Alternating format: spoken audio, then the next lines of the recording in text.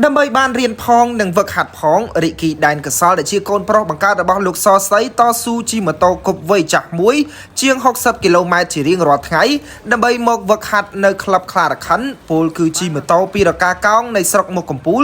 មកវឹកហាត់នៅក្លឹបនាខណ្ឌរិស័យកែវរាជធានីភ្នំពេញដោយចំណាយពេលទៅមកសរុបជិត2ម៉ោងបើតាមបទសម្ភាសន៍កីឡាករវ័យក្មេងរូបនេះបានបញ្ជាក់ថាបច្ចុប្បន្នរូបគេកំពុងរៀនថ្នាក់ទី10នៅសាលាក្បែរផ្ទះនាស្រុកមុខកំពូលខេត្តកណ្ដាលកីឡាកររូបនេះបានឲ្យដឹងថារាល់ព្រឹករូបគេតែងតែក្រោកម៉ោង5ព្រឹកដើម្បីរត់ហើយពេលត្រឡប់មកពីរត់វិញរូបគេត្រូវរៀបចំខ្លួនទៅសាលារៀនរហូតដល់ពេលថ្ងៃត្រង់ក្រោយមកពីសាលារៀនវិញរូបគេត្រូវបន្តជិះម៉ូតូពីផ្ទះមកវឹកហាត់នៅក្លឹបខ្លារខិនជារៀងរាល់ថ្ងៃដែលមានចម្ងាយប្រមាណជាង30 គីឡូម៉ែត្រពីកន្លែងវឹកហាត់នៅពេលដែលសួរថាហេតុអ្វីរូបគេមិនមកស្នាក់នៅក្លឹបនិងផ្លាស់ប្ដូរសាលារៀនមករៀននៅរាជធានីភ្នំពេញរូបគេបានបញ្ជាក់ថាដោយសារតែផ្ទះរបស់គេនៅដាច់ស្រយាលដូច្នេះរូបគេសម្រេចចិត្តជិះទៅមករាល់ថ្ងៃដើម្បីអាចជួយមើលការខុសត្រូវម្ដាយនិងប្អូននៅឯផ្ទះផងយ៉ាងណារូបគេក៏បារម្ភពីសុវត្ថិភាពដែរដែលត្រូវធ្វើដំណើរលើដងផ្លូវជាប្រចាំបែបនេះក៏សោះក្រោយពីវឹកហាត់ហើយយើងគេងនៅសម្រាប់នៅក្លឹបនេះឬក៏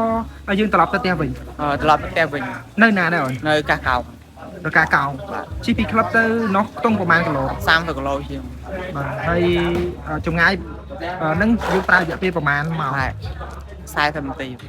ជិះទៅជាប្រចាំឬក៏មិនរាល់ថ្ងៃជាប្រចាំមូលហេតុអីបានជាយើងអត់សម្រាប់នៅក្លឹប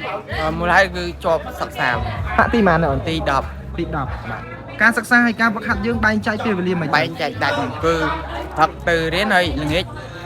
មកហាត់ពេលព្រឹកឲ្យយើងងើបរត់ងើបអីមិនដែរងើបផឹកតាំងខោកម៉ោង5រត់បានទៅរៀនតន់ហើយមករៀនវិញហូបបាយដេកបានបន្តិចរៀងម៉ោង2មកហាត់ចុះយើងដែរគិតថាចង់គេនៅក្លឹបហើយដូរសាលាមករៀនដែរគិតឬក៏យើងពិបាកព្រោះ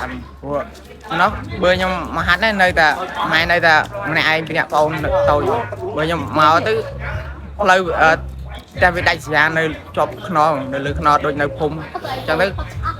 មកអត់កើតអញ្ចឹងបានន័យថាយើងទៅមកទៅបានជួយមើលការខុសត្រូវផ្ទះខ្លះហើយមិនដែរដល់ពេលយើងត្រូវទៅមករៀនផងវឹកហាត់ផងនេះតើវាធ្វើឲ្យយើងមមាញឹកបានរវល់ខ្លាំងមិនដែររវល់ខ្លាំងដែរតែអីរៀងសមមិនជិះទៅវិញទៅមកសមមិនអត់តែខ្លះអត់ខ្ជិលទេណាអត់ទេសមបាទតែយើងបារម្ភពីសុវត្ថិភាពតាមផ្លូវអីដែលជិះជាប្រចាំអញ្ចឹងបារម្ភដែរបាទ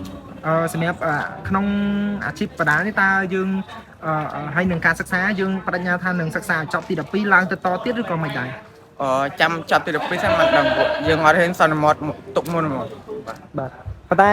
ការសិក្សារបស់យើងគិតខ្លួនឯងគិតថាយើងរលូនទេឬក៏យើងនៅកម្រិតយ៉ាងណាដែរកម្រិតមកជុំវាមិនល្អបានមកតន់គេព្រោះយើងអត់ទៅបានរៀនពេញយើងហាត់ផងរៀនផងអញ្ចឹងទេបានតែរៀនផឹកអត់បានរៀនជួយអីដូចគេចុះចំណាត់ថ្នាក់អីមិនដែរជួយទៅហៅបានទេចំណាត់បានមកឈុំអាចលេខអីក្នុងប្រមាណដែរលេខអត់ដឹងមែនទេដេបានតែមកជុំមកអាចតាមទីតាន់បាទហើយអរគុណច្រើនរីករាយដល់កសលបាទសុខភាពតាមសុខភាពតាមផ្លូវ